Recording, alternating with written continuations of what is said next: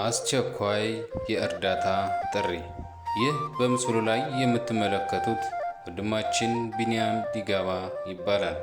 ባጋጠመው የአጥንት መዞር ከ2001 ጀምሮ በቀኝ እግሩ ላይ የአጥንት መዞር ስላጋጠመው ከዛሬ ነገ ይሻለኛል በማለት ይህንን የእግሩን የአጥንት መዞር ለማሰራት ወይም ወደ ቦታው ለመመለስ ከ300 ሺህ ብር በላይ ተጠይቀዋል።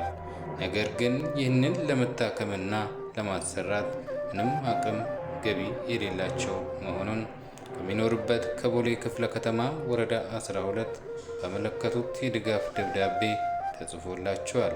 ስለሆነም በሀገር ውስጥም በውጭም ያላችሁ ትውልደ ኢትዮጵያውያን፣ ኤርትራውያን ወንድማችን ቢኒያም የተሰጠው የአንድ ወር ጊዜ ገደብ ብቻ በመሆኑ ይህ ካልሆነ ግን ወደ ግራ እግሩ ላይ እንደሚዘዋወር ዳኑ የአጥንት ስፔሻል አሳውቋል።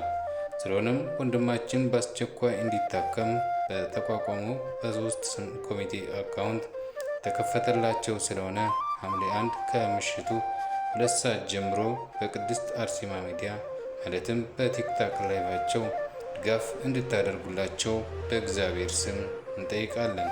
ሰው ለመርዳት ሰው መሆን በቂ ነው።